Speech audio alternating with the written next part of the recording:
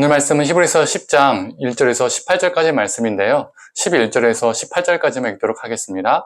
제사장마다 매일 서서 섬기며 자주 같은 제사를 드리되 이 제사는 언제나 죄를 없게 하지 못하거니와 오직 그리스도는 죄를 위하여 한 영원한 제사를 드리시고 하나님 우편에 앉으사 그 후에 자기 원수들을 자기 발등상이 되게 하실 때까지 기다리시나니 그가 거룩하게 된 자들을 한 번의 제사로 영원히 온전하게 하셨느니라. 또한 성령이 우리에게 증언하시되 주께서 이르시되 그날 후로는 그들과 맺을 언약이 이것이라 하시고 내 법을 그들의 마음에 두고 그들의 생각에 기록하리라 하신 후에 또 그들의 죄와 그들의 불법을 내가 다시 기억하지 아니하리라 하셨으니 이것들을 사하셨은즉 다시 죄를 위하여 제사 드릴 것이 없느니라. 아멘. 아침 묵상을 들으시던 모든 성도님들에게 하나님의 은혜가 있기를 간절히 소망합니다. 율법에 근거한 제사, 즉 짐승의 피로 드리는 제사는 죄에 대한 책임으로부터 헌제자를 해방시켜 줬습니다.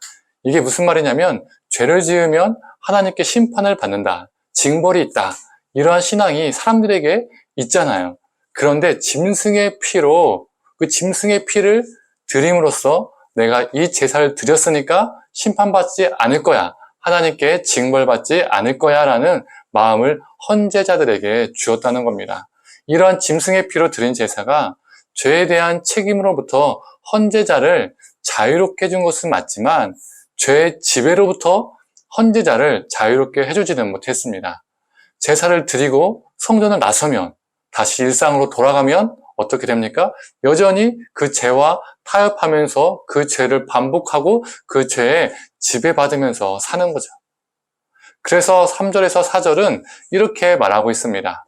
그러나 이 제사들에는 해마다 죄를 기억하게 하는 것이 있나니 이는 황소와 염소의 피가 능히 죄를 없이 하지 못함이라. 왜 제사를 드렸는데도 사람들은 죄의 지배 안에 살았을까요? 율법의 제사, 즉 짐승의 피 제사는 자기 존재 바깥에서 제물을 바치는 것입니다. 나라는 존재가 아닌 짐승을 바치는 거잖아요. 그래서 자기 삶을 변화시키지 않아도 얼마든지 드릴 수 있는 것이 짐승 제사, 짐승의 피 제사입니다. 이것이 율법 제사의 한계였죠.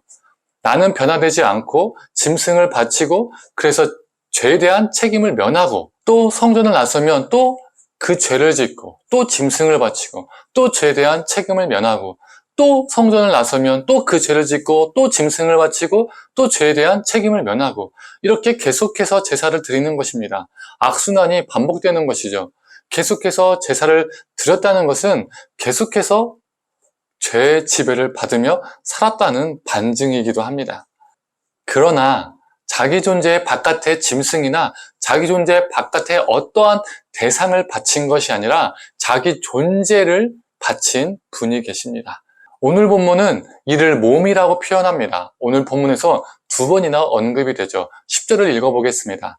이 뜻을 따라 예수 그리스도의 몸을 단번에 들이심으로 말미암아 우리가 거룩함을 얻었노라. 예수님께서는 새 언약을 체결하시기 위해서 자신의 몸을, 자신의 존재를 제물로 바치셨습니다. 예수님께서 자신을 제물로 바치심으로써 사람들을 지배하던 죄의 권세를 물리치셨습니다. 짐승의 피는 사람들을 죄의 지배로부터 해방시켜주지 못했고 그래서 수없이 제사를 드려야 했지만 예수의 피는 사람들을 죄의 지배로부터 자유롭게 해주었습니다. 그래서 우리는 더 이상 제사를 드릴 필요가 없는 것이죠. 우리는 예수의 피로 거룩함을 입은 존재들입니다. 예수의 보혈로 하나님의 백성이 되었습니다. 이 은혜 받은 자로서 어떻게 살아야 할까요? 말 그대로 은혜 받은 자로서 은혜 받은 자답게 살아야 합니다. 죄 사함의 은혜를 받은 것으로 끝나는 것이 아니라 죄 사함의 은혜를 받은 자로서 죄를 이기는 삶을 살아내야 합니다. 죄의 지배를 받는 것이 아니라 나를 지배하려는 그 죄와 싸워서 승리해야 합니다. 만약에 예를 들어서 내 삶이 너무 정직하지 않은 거예요. 거짓말이 너무 습관인 거예요. 또는 내가 옳은 일이 아닌 편법으로 돈을 벌고 있어요. 또는 내가 배우자 몰래 불륜을 저지르고 있어요. 그래서 마음이 찔려요. 그리고 하나님께 용서해달라고 기도해요. 그런데 또 기도하고 또 그 죄를 짓고 살아요. 또 기도하고 또 그 죄를 짓고 살아요. 이게 바로 죄의 지배 안에서 살아가는 거죠. 이건 예수님 용서해 주세요. 예수님의 이름으로 기도합니다. 이렇게 예수님 이름만 말할 뿐이지 구약의 제사를 반복하는 것과 같습니다. 반복할 필요가 없는 제사를 우리에게 허락해 주셨는데 그것을 우리가 제대로 누리지 못하고 있는 것이죠. 그러나 오늘 본문 14절은요, 이렇게 말하고 있습니다. 우리 예수님께서 한 번의 제사로 영원히 온전케 하셨다라고 선언합니다. 이 예수 그리스도의 죄사함의 권능, 이 죄사함의 은혜를 우리가 붙들고 죄의 지배를 받는 것이 아니라 죄와 싸워 이기는 우리가 되기를 간절히 소망합니다. 로마서 8장 1절에서 2절의 말씀입니다. 그러므로 이제 그리스도 예수 안에 있는 자에게는 결코 정죄함이 없나니 이는 그리스도 예수 안에 있는 생명의 성령의 법이 죄와 사망의 법에서 너를 해방하였습니다.